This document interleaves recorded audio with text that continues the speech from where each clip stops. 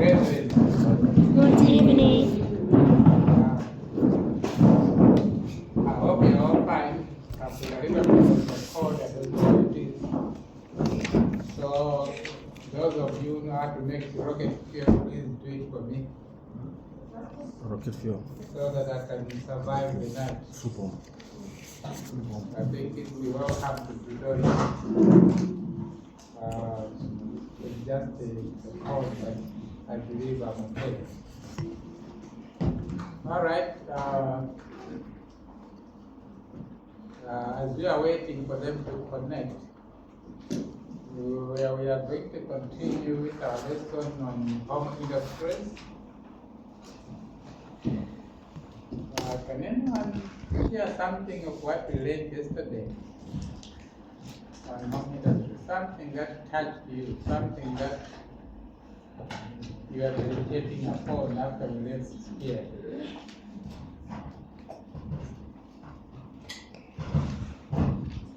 Just one point that we learned yesterday when we were sharing about home industries.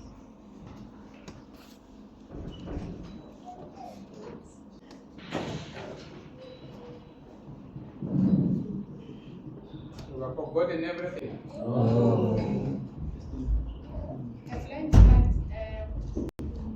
God's plan is not for the family to come home to sleep and not stay together and work together, pray together and serve together.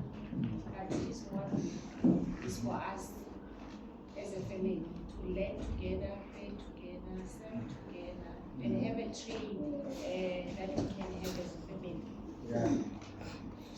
That was one of the major lessons we were learning. That the beautiful model of home industry is not just running a business at home, but the business becomes a tool for unity, for ministry, for bonding, and for learning, for growing. So the business itself is not the goal. The business is just a tool in God's hands that is used to accomplish great things.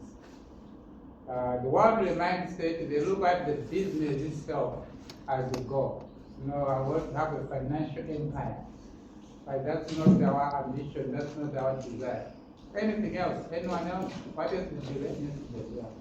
So success is not measured by money. But the feeling we feel.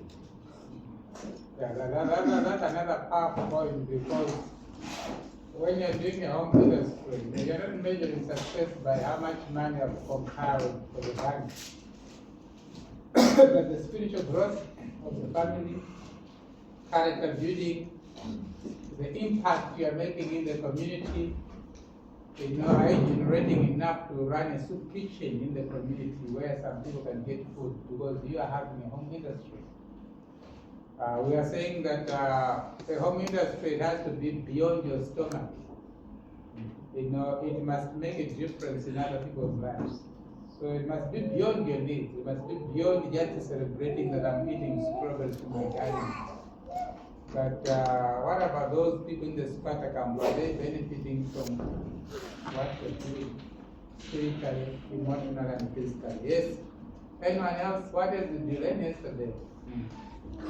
Learn that don't work for the family, but work together with the family.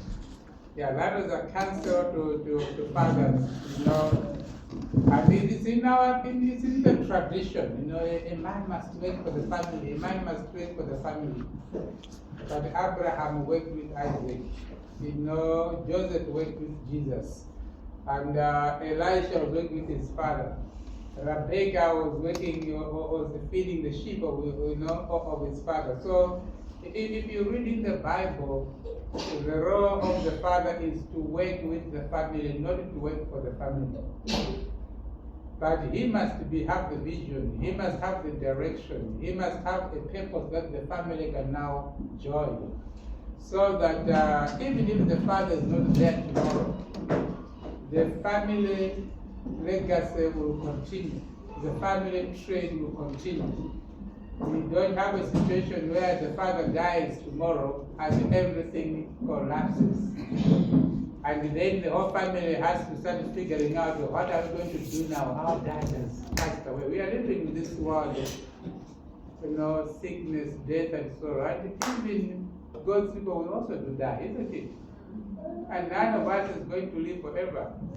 Even when you move to the country, you can also die. So a home industry is something that whether you're a mother or father, when you die tomorrow, your children should continue with what you started. They should not say, oh, our mother has died, now we are going back to Mitra, to look for a job there so that we can survive. Your death should not be the end of country living. So a home industry is not some specialized skill that only you as a father or mother can do, but what the whole family can actually participate. Yes, another thing, what else did you learn? That you should try to make it like generational, so to even reach your grandkids. Yeah, that's very true. Think of your grandchildren, even though we know we may go to heaven next year. When you are thinking generational, does not mean you don't believe we are living at the end of time. Sister White said, when we are doing our work, we should work as if we have 100 years to live. But when we are preparing for the second coming, we should prepare as if today is our last day. That is the best balanced way of doing things. Well, some of you may say, but today I have to go and plant 5,000 avocados. It means I'm going to plant for the day where it's going to enjoy them for 1,000 years when you are in heaven. Because the world may end by 2021. But you see, even if the world ends this year, you lose nothing by planting 1,000 trees. Because what God has prepared for you, eye has not yet seen, neither has it ever come into the mind of man. You are not going to worry about your spinach in the garden we are in the New Jerusalem. You are not going to worry about the mango trees that you planted that you never ate, because there is going to be more better fruits where you're going. But if you don't plant, and 2035 you are still here, you'll be regretting. Had it been planted so much, I could not be struggling like this. So the balanced approach is, wake as if you have 100 years to live, but spiritually prepare as if each day is your last day. Because if I die today, that's the end of my probation. The second thing I'm going to see is the second coming of Christ. So it's not just about Christ appearing in the sky. We may also die and wait for the resurrection morning. So that's a very important point. Another lesson is, if you have family issues and you're only focusing on one thing in the family, and somebody else in the family comes with a whole new idea that is different from what the family is doing, you should not shut down the idea but invest in it, because it is important to invest in something because you don't know what will happen in the future. that's very true, because that can actually be God, inspiring the family through one family member. So don't say, no, we are just a charcoal, we are a charcoal family here, we are selling charcoal. If the last born come with an idea, if you can set something, explore the idea. And we said there are those guidelines that you should ask yourself, will this trade glorify God? Is it going to help us build character? Is it going to help us preach the everlasting gospel? Is it going to unite the family, or is it going to divide the family? And is it going to help us to make an impact in the community? If you think yes, then you can try it as part of your 7 industries. Yes, another lesson, I saw some hands at the back.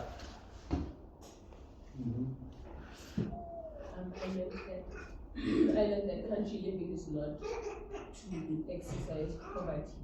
It's to develop character, and it's also not to run away to retire. It's not a place of retirement. It's not a place of vacation and being cultivated selfishness, but a place where you work towards developing your character, then you make money, using some of it to finance does work. That's very true. There's been some bad teachings out there where people say we are going to the country to practice at the time of trouble. The time of trouble, we don't practice. We are going there to develop the character that prepares us for the sealing and the latter rain. And when you are sealed, you are going to receive the latter rain. It is the Holy Spirit that will give you the power to stand during the time of trouble. Revelation chapter 12 says, they loved not their lives, even unto death. The reason why God's people will be willing to be killed for their faith, it's not because they are practicing death. It's because they are filled with the Holy Spirit, the latter rain, and they have the seal of the living God. So the time of trouble that is coming there is going to test all of us differently. And it's not something that you practice. What God is calling you today is calling you to go into,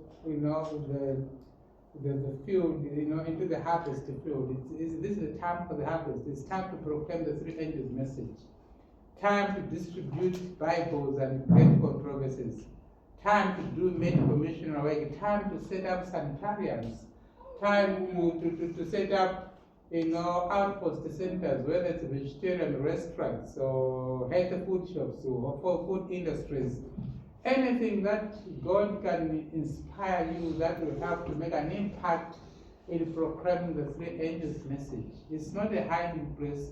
It's not a retirement village where you go when you are old. Because some people they may think, but I think I'm too young to go to the country. In fact, the country living is for the young people, not to hide, but as a training base, as a center of influence, so that they can make an impact in the city. So you're not going there to hide. You go to the city to preach, but you go and live in the country. Is that the last one? Anyone else? Okay, so let's move to today's lesson. We are continuing from there. Today, we are using this verse from the Bible. First Thessalonians chapter 4, verse 11. You can read it for us from the King James Version, those of you who have the Bibles.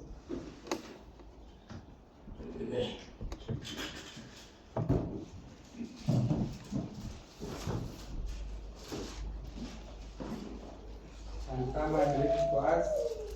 First Thessalonians chapter 4, verse 11.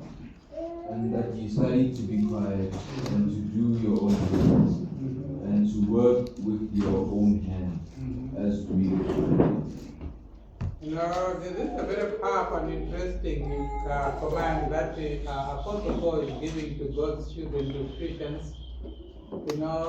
Study to be quiet and to do your own what? Business. If he was using today's language, he would say, and be entrepreneurs. That's actually basically what Paul is actually saying there.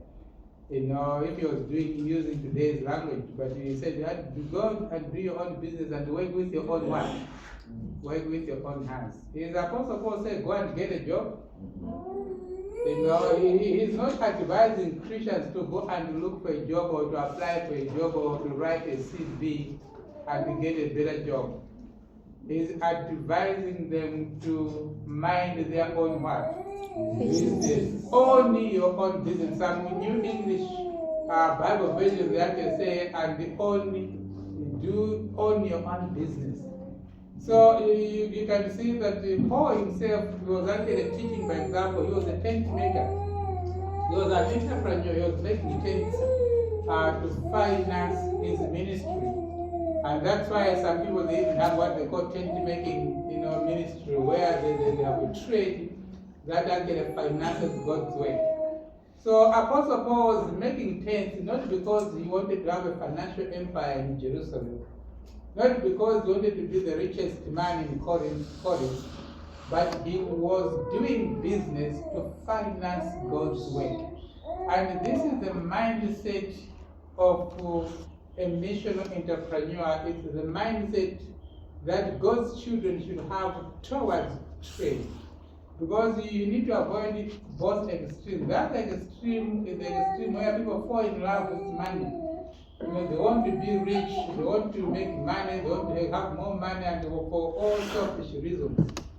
And the other extreme is also some people who say, oh, money is evil. But it's actually the love of money which is evil, not the money itself. In the Bible, we find so many verses where Jesus used that he gave talent, talk about talents and money and why it must be multiplied through faithful stewardship.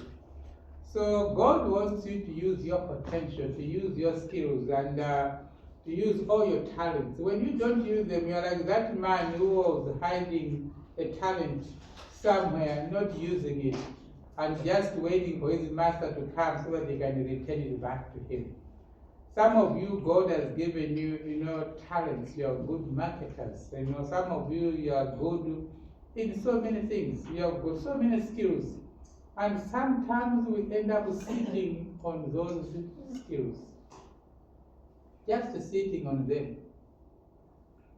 and waiting for heaven. But remember, your master is waiting for you to multiply those talents. So you can make an impact in your own life, in your family, and even in the community that you live, especially in saving lives. So you need to focus on your calling. And let's go to the next slide. And not others. Everyone has a calling. And if you remember the story of when they were building the walls of Jerusalem, Nehemiah was called to build the walls of Jerusalem. Ezra was called to build the temple. So we all have a place, and sometimes we waste time looking at the calling of other people, but everyone has a calling. And when talking about home industry, what do you mean? Home industry is actually a living classroom. So don't worry if you can't see some of the leaders there. I'm going to share the notes that you can read on your own. So what you can't read there, don't mind about it. You can just write maybe what you are able to see. The home industry is supposed to be a living classroom. And one of the reasons also why many people find homeschooling a challenge, because they want to do homeschooling the same way as the public school is done, where you have a desk and a child has to sit there from 8 a.m. until some time in the afternoon, solving numbers and counting the money he doesn't have. I'm studying accounting here. What are you accounting? Just figures. In home industry, you're teaching the child to count real money. The money that you are making. Everything is real. So they are busy sitting on the desk and memorizing who was Vasco da Gama, who was the mother of Chaka Zulu, and then the longest river in Africa. You start to the capital city of Egypt. Now, when you memorize all that, who's going to pay you? It's basically, it looks wonderful, but honestly speaking, it's useless knowledge. Because if you really want to know today the longest river in Africa, just go on Google, isn't it? Yeah. You don't need even to go in class to learn about that.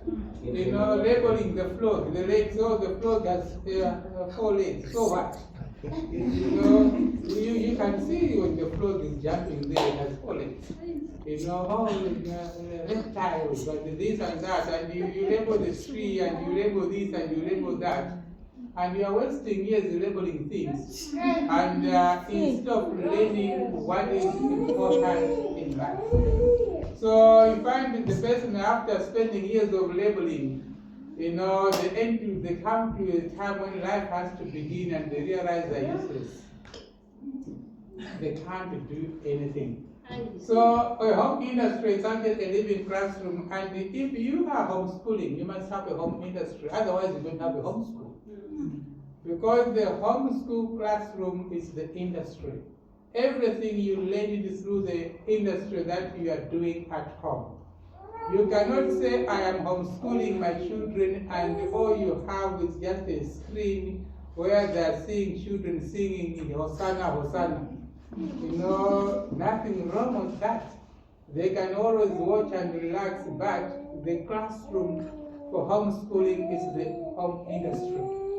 In the absence of that, your homeschooling is going to do worse than a public school. So you may find that, but my children have homeschooled them. How come, they don't seem to be right? But this is the missing link in most of homeschools. The homeschool is an industry. So even if you go into the Bible times, Elisha, the school of Elijah, the school of the prophets, it was full of industries. The homeschools, people who did homeschooling in the Bible, it was all about industries. So if you don't have the industry at home, you don't have a school at home. You are not homeschooling, you are just keeping children at home. It's the same thing, the people who are doing beekeeping, they say there's a difference between bee farming and beekeeping. You can keep the bees without farming the honey. But you can also do bee farming, and the same thing can happen. You can just be keeping children at home, but you are not really homeschooling them, because homeschool, it has to happen in a living classroom where they have industries. The next slide. Oh, before we go to the next slide, I just want to mention, what are the departments of the homeschool? You have the garden classroom. And this is a place where children can learn agriculture and biology while growing the real things. So, like at my home the other day, we decided to start exploring different things. And the other day, wanted my children to learn how to grow mushroom, from making the seed to harvest to making the soup. So we simply invited someone who knew how to do it from one of the universities in Malawi. He came home, he trained us in 3 days how to make mushroom seed, how to do this, how to do this, and how to do that. And we did it, and we harvested, and we ate the mushroom, and we are still eating it up to now. The children were very excited that they could make the seed themselves in the lab, plant it, and then eventually enjoy mushroom on the table. And that's the real biology, where you are learning about fungus and their benefits and their medicinal values and the poisonous and some fungus that are poisonous. You are learning the biology, but you are learning it in a real life situation, not just the theory on the book or on the paper. What I'm trying to say is the skills that you don't have as a parent, you can outsource, and this is what we do. My wife never did sewing. So one day she just invited another woman, to come home and teach the family how to do sewing. Because one of my daughters, she's the one who got it very well. She can make anything, any dress, whatever it is, whatever you want. She's the one who also even designed some of the what we call corn gardens that we have in our agritourism. She did them by sewing them with the sewing machine. So we invited her, she did it, and we know sewing. And then she wanted to learn how to play guitar. I invited my young brother, he's a good guitarist. He came and he trained my children how to play guitar. And they are now able to play music using guitars. So what I'm trying to say is, what you don't know as a parent, you can outsource. You can get someone to come to your home, come and teach us this, come and teach us this, come and teach us this. We don't have to know everything as a mother or as a father. You can just ask, come and teach us beekeeping. Someone will come to your home 3-4 days, they show you how to do beekeeping. You are learning together as a family. And remember, homeschooling is about learning together with your children. It's not that you know everything and they know nothing. That's what happens in post education. You have a professional teacher who pretends to know everything and dumb students. So she has to pass the knowledge to these dumb human beings. But in true education, you are actually learning together. So I learned together how to do mushroom farming with my children. We learned together how to do beekeeping with my children, because even me, I never knew that. But when we invite someone to come and train us, they learn, I learn, but they catch it better than me because they are younger. And they remember most of the things more than I do. Even my 7-year-old last-born daughter, she'll remember so many things more than myself. So when I'm doing mushroom with her, she'll be the one reminding me, oh, Dad, you forgot that. You forgot that. You need to mix that first before that. So you can see that even that 7-year-old catches things much quicker than me because of her age, and maybe her hard drive is still fresh. Then you can see kitchen is also another classroom. You know, this is where you can learn. At our home, we call it culinary medicine. So we learn how to make medicinal dishes, like, you know, cooking the dishes that fight cancer, dishes that fight diabetes, that can help you lose weight naturally, food that can fight candida. Because we're also running a lifestyle center at home. And we don't employ anyone. We don't have any employee at all. The lifestyle center is run by the family, myself, my wife, and our 3 daughters. So we use the kitchen time as another classroom where we learn what we call culinary medicine. So you're not just cooking to fill the stomach, but you are cooking with therapy in mind. You know, this food that I'm cooking is for what? Well, it's for boosting brain power. This one is food that can help with someone with candida. You know, this is good for constipation. This is good for this condition and that condition, or this is good for autoimmune disease. So the kitchen time and the cooking time is also a classroom time. So this is why everything that happens at home becomes a school, not necessarily a specific hour. And then craft and skills classroom, this is now the time when you can do crafting, sewing, and everything that you have to do with your hands. It's another classroom at home. And these crafts can also be sold, can also be marketed. It's not just about wasting time together. And we need to find a way of selling them. At our home, we decided to introduce this agritourism so that it helps us to sell even these crafts that we make from time to time. And it's also where you can have a business school. You know, children, they learn the marketing by marketing the little products that you are producing at home. They learn sales, they learn about accounting and the financial management from the little things that you are actually doing at home, not just from the theory.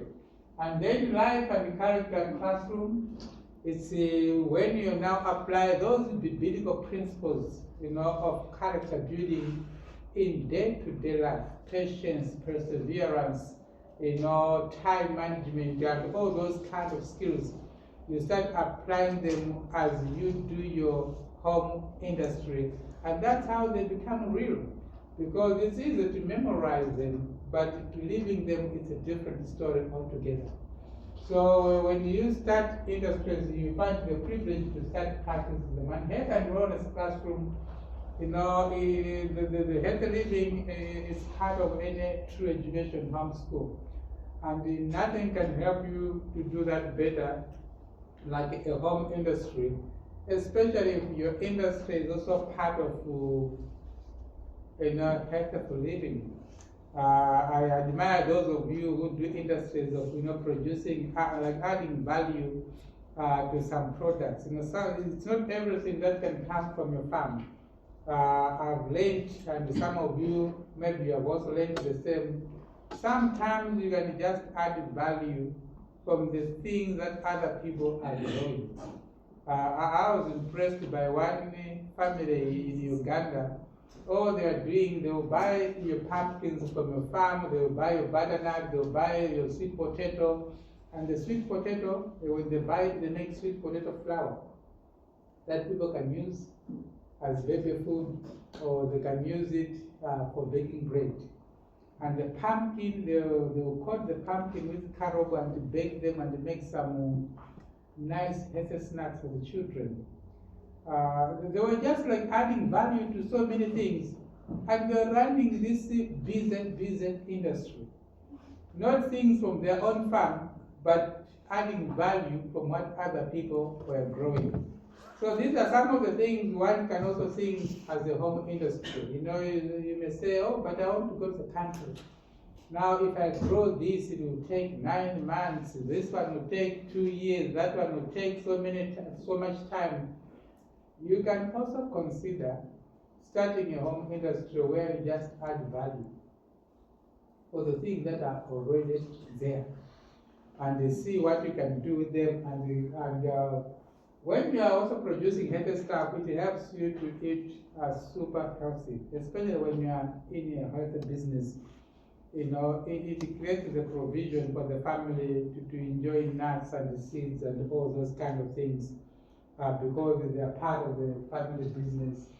And of course, service and the first. In the living classroom, the home industry must equip the family to do God's work. That must be the final goal. Let's go to the next slide. This is very important, especially when you're coming from the post education background. In the post education system, we love to compete. We compete and we compare. That's why some people they think they are more intelligent than others, and some people they think they are wiser than other people. Because that's a post education mentality. But you need to focus on your calling. When you're doing home industries, don't compare your home with another home, because their calling is not your calling. Their burden is not your burden. What God has called you to do is not what they are called to do. So if you keep on comparing your home and other people, you get distracted. Oh, those people are doing this. Oh, those guys are doing that. Oh, now they are selling this. Now they are doing that. You are not selling what other people are selling. You are selling what God has called you to produce and provide. So when you focus on your calling, it helps you a lot. We live in the countryside, and we also have some neighbors who are living in the same countryside. And one of our neighbors, he is very good at farming. He grew up in that family where farming was the daily thing. So those guys, they can harvest, they're able to harvest every year about 500 bags of rice. When they are done during the farming season, they can grow and plant and they harvest 500 bags, 50 kgs, 500 of them. Now, one day I was telling my children, we have also a small garden where we do grow rice, but we just maybe harvest enough to eat, not the 500 bags.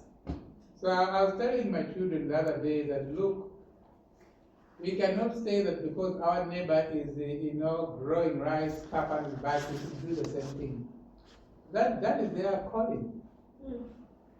Our calling is a different thing. We are in a wellness industry. Our calling is actually wellness. We run the wellness center. We do wellness agritourism. And this is the way we are able to touch lives and meet people and meet people's needs. What they are doing is also their calling. It does not mean because they are doing this, you must also do the same. Because you can try to do it, you may fail because you don't have the experience in that industry. And it's not your passion and it's not your calling. So stay in your lane. You are not competing with anyone. No one is ahead of you and no one is behind you. You are just walking in your path. And knowing your calling is very important to know who are you. Are you a farmer? Are you a wellness therapist? Are you a craftsman? Are you a carpenter? Who are you? If someone can ask you that question today, who are you? What are you going to say? I am trying to do this, but you need to be sure who you are. Because when you know who you are, you also it's easier to know your calling. And what you need is just to do everything with excellence and do things that will have impact and will serve people. The next slide. We shared this, and this is what we shared yesterday. You as a family, you need to have one mission and you need to have one industry. One industry, I'm not saying one business, but I mean as a family, you are working together in running those home industries, using different skills and different talents from all the family members to build one thing. The way of making money should unite you, not divide you. Should bless your family, not making you, money should not become a curse. I met a lady the other day, I was counseling a young lady in East Africa. She was complaining that, I used to be happily married with my husband when we were poor. But the moment my husband started getting rich, then everything, just disappeared. Now, mark this way, when the husband started what? Getting rich. Why the husband was getting rich, not the family? It's because they were not having a homework. Industry, everybody was doing his own thing. So when the husband is doing his own thing, it's not a family thing, and is making more money, he started thinking that, oh, now, that woman that I married, I think I married her because I was poor. Now I deserve better ladies. Because he thinks his value is now what? Gone up, is now iPhone 17. So he deserves a better wife than the one that he married. He cannot value his wife anymore. When you are working together as a family, the husband can say, if it was not for my wife, we could not have achieved this. You see, you are more appreciated through the success because you are doing a family what? Industry. If it was not for my children, I could not have achieved this. And that's what the home industry actually does. It brings the family together. It makes you to love each other even more. Other than someone, it happens even with women. When women say, I'm a businesswoman, they're going to Dubai and they're making more money. And then they start looking at the husband, who is this guy? Who is this guy's boy? What is he doing in my house? Because now she believes she has more money, and this man doesn't match with her status anymore. So she started thinking of how can I detox him so that he is no longer in my house. But you see, if you are working together as a family, God is blessing, you are blessed together. You are creating wealth together if God allows you to create wealth. It's not the purpose of home industry, but God may allow you to be stewards of wealth if He wants you to be a blessing, just like Abraham. Those things are also possible. So this is why yesterday's lesson we were emphasizing on the family working together. It's not just about making money. That's not where the blessing is. The blessing is in the working together. So no matter how humble, no matter how small what you're doing, but the key is you, the husband, the wife, and the children working together. So I really admire those families that have achieved that goal of working together. I know I've seen the blessing myself, because I work with my wife and I work with my daughters. I've seen, and sometimes I wondered why I never knew about this years back, when my children were still babies. Then I always also say, okay, I think God has His own time when He reveals things to you. But there are many things that I wish I knew them long time back. And I think the one who was benefiting more is our last born. Because some of the things we are starting when our first two girls are already grown up, they're just catching up, the good thing, they also have a passion for it. And God has blessed them with talents. So I just praise God for that they love it, they're doing it with all their heart. But for the last born, she's just born into it. And that's all that she knows. You know, she just knows the family business. She doesn't know anything else. So let's go to the next slide. The power of working together side by side, you know, it is number one, it strengthens the family bond. And people don't understand this. You know, when you are working side by side and you're thinking together and you're planning together, your brain releases hormones that creates emotional bond. That's why you have seen it maybe in some places it's easier for the boss and the secretary to fall in love. Have you seen that? Have you seen that? Is it happening also in South Africa or only in Malawi? You see? You find the secretary and the boss, they are easily fall in love because when you work together, you think together, that is intimate. You know, and the thinking bond is actually more powerful than the feeling bond. Did you get that? You know, you just find maybe a boy and a girl, they say they are working together in the ministry. Before you know, they are married. You know, because the thinking bond is actually more powerful and very, very strong. So when you work together, you think together, and that is more powerful than the feeling bond. Because the thinking bond does not depend on the weather, on how you are feeling that day. You know, the thinking bond, it depends on the purpose and the mission and what you want to accomplish together. The feeling bond, you may feel high today, tomorrow you feel down. But not the thinking bond, and it's actually the most powerful bond. This is why marriages that work together, they stay together.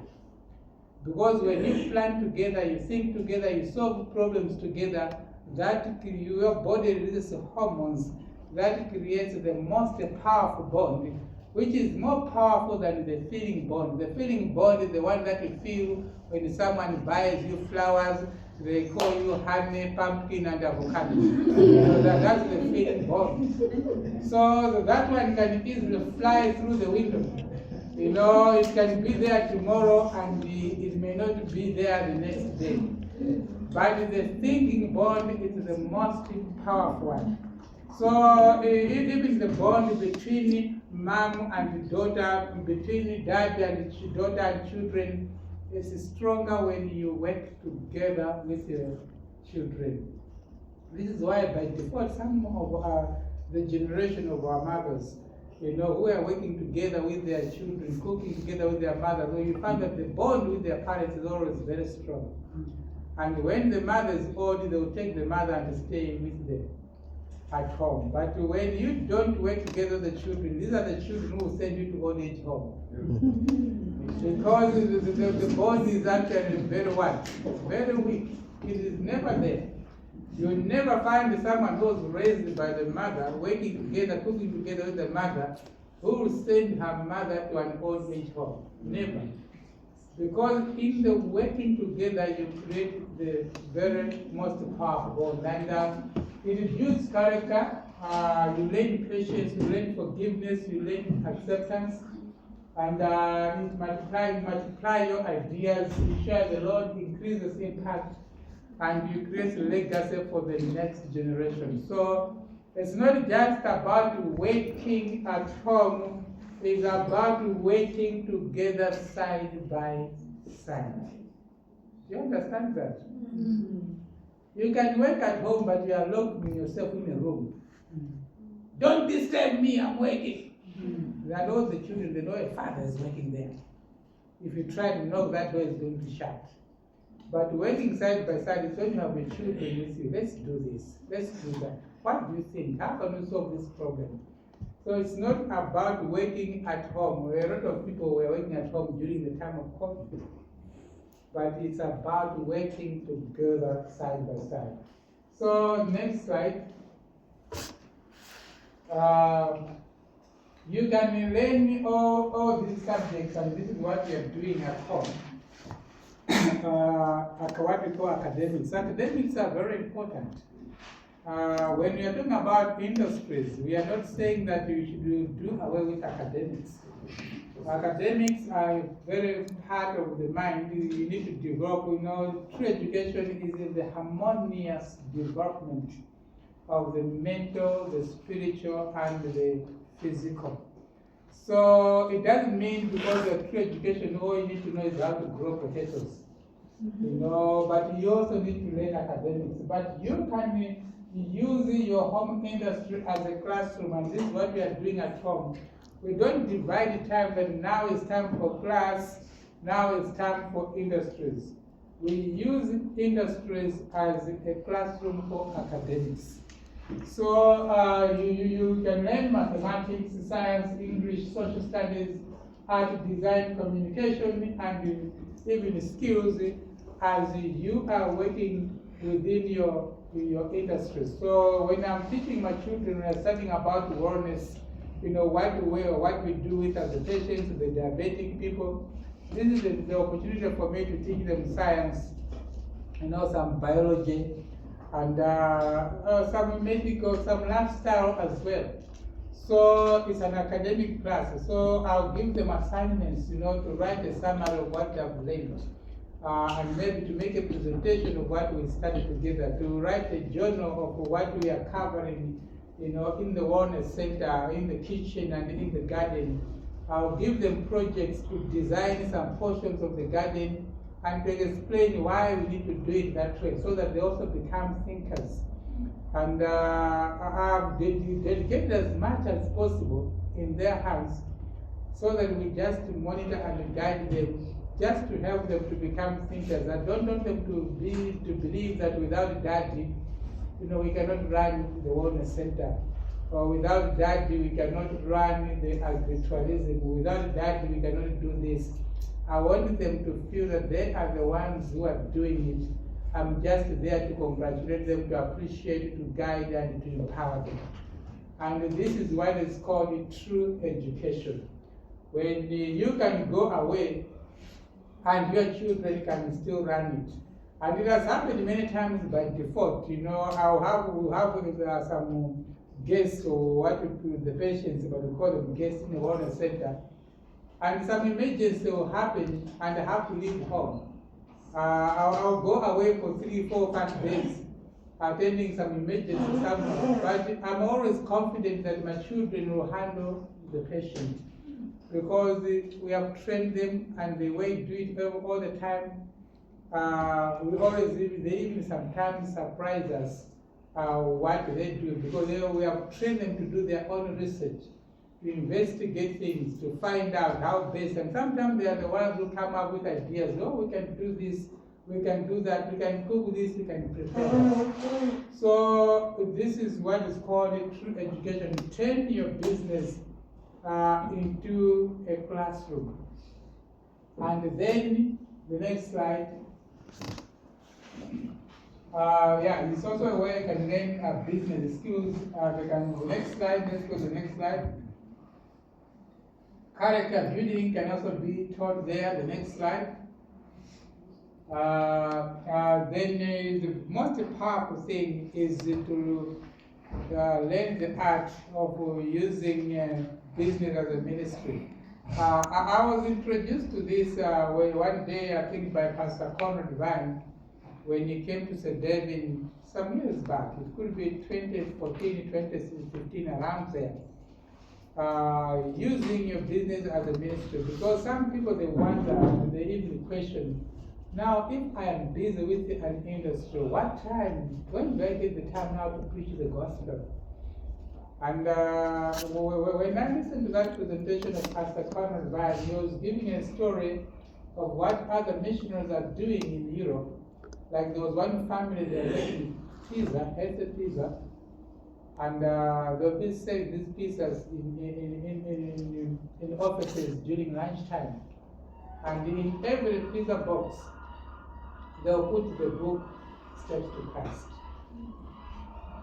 So you order your box of pizza for lunch, you just want to enjoy the lunch, but as the box comes, you open it, there's also a book, Steps to Christ, in it. And he gave similar examples of people who actually use the business as a way of proclaiming the three angels' message. So when I listened to that, that was years back. I said, yeah, I've been here in the countryside. You don't have to divide your time between ministry and industry. You can use your industry as a way of proclaiming the gospel. So like in our agritourism, we have designed the tour in the way that it preaches the gospel. So we have Bible verses in the garden, and everything that we explain as the man is going through the tour, from the where we make compost, we make pesticides, how we take care of the garden and the mushroom and the this and that. You know, by the time they finish that tour, we have actually shared the story of redemption.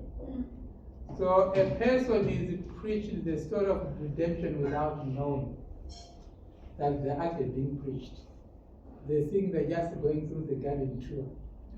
And we have called it, you know, wellness garden, so we blend lifestyle and Bible as we take people through the tour.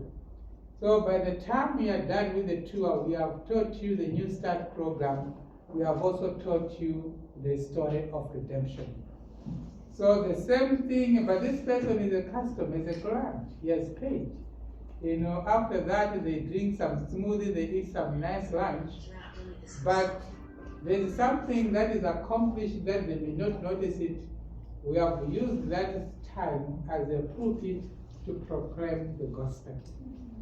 So every guest who comes to a garden is coming to the pulpit to hear the gospel. Every guest who comes to the wellness center is coming to a crusade.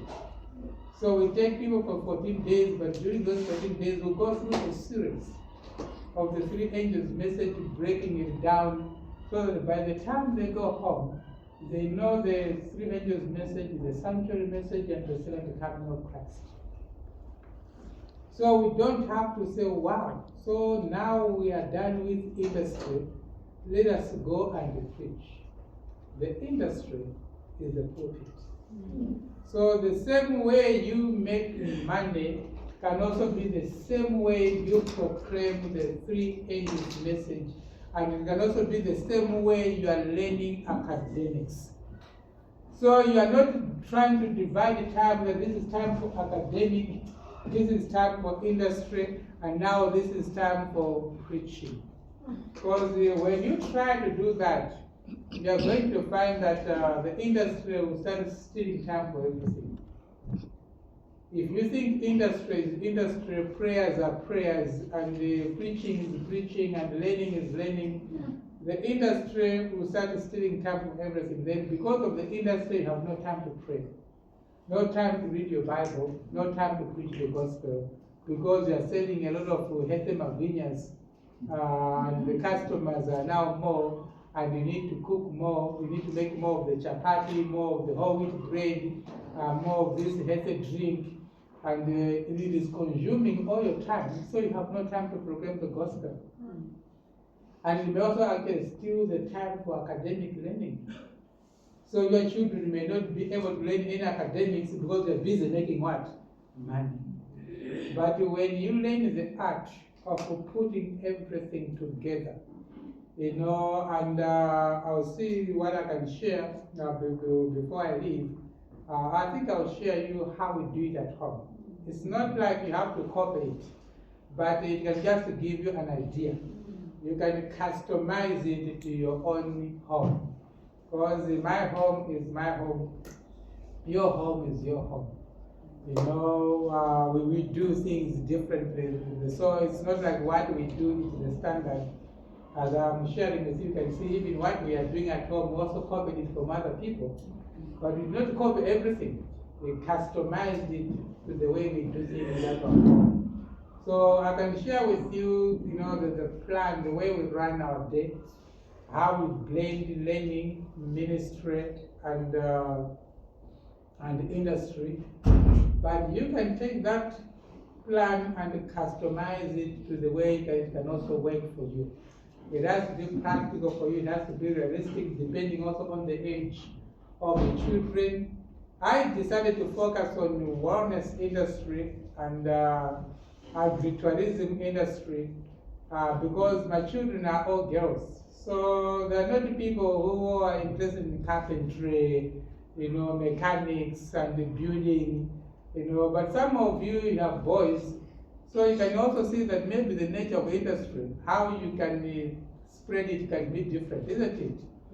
I don't have boys, I'm the only boy in the house. So I'm so lucky because they're all feeding me well.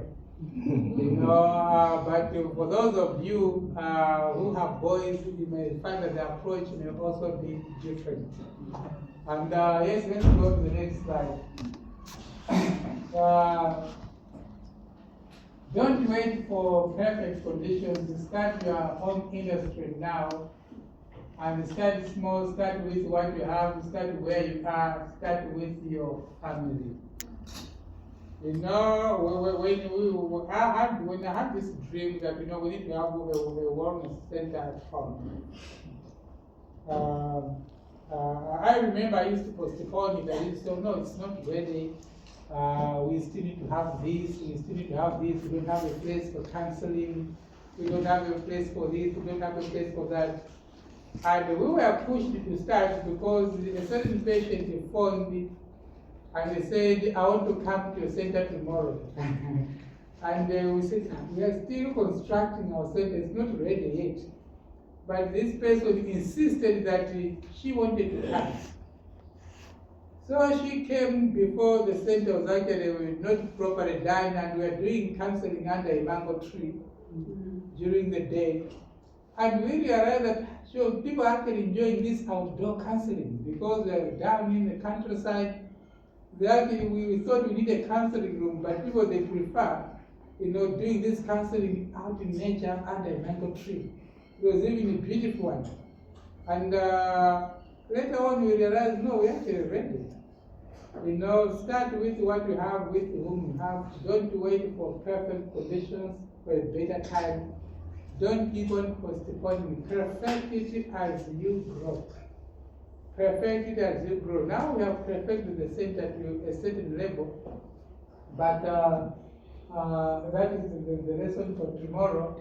But for now, what I want you to understand is, start your own industry now. Don't wait for a better time, because that better time may never come. In fact, if you cannot start something during the difficult times, you'll not be able to do it during the easy times. People who thrive in any industry, in any entrepreneurship project, are those who are able to start something during the time of crisis. When things are tough and they're able to come up with ideas and solutions on how to do it. So don't wait for a better time, start now.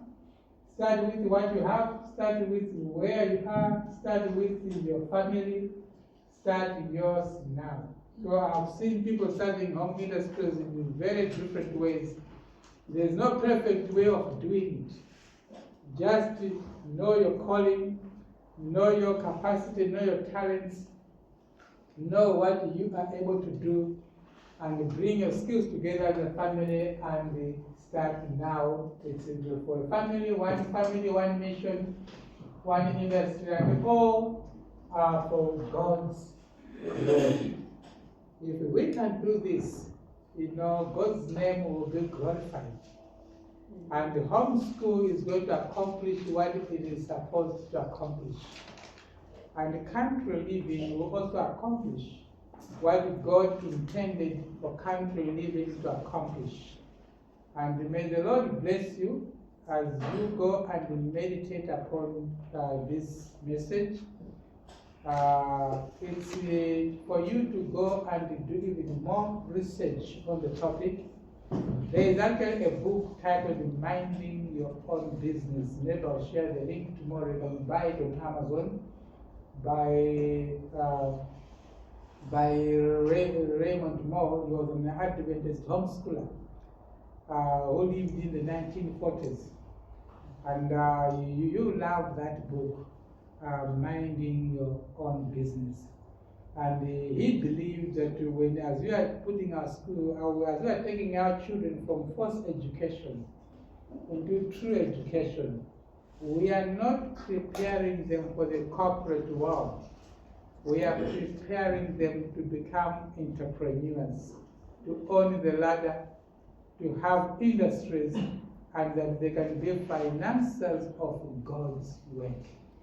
So people, they ask the question, hey, you are not going to school, you not have a degree, what will you be doing?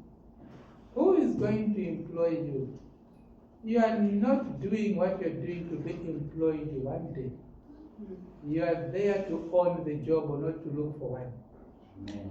To create your own job, to be running the home industry, and to be a blessing, and not to be looking for jobs all over the town, and join the crowd that are crying for jobs. You are not there to fit in, you are there to stand out. So may the Lord bless you as you meditate upon these words. Amen. Amen.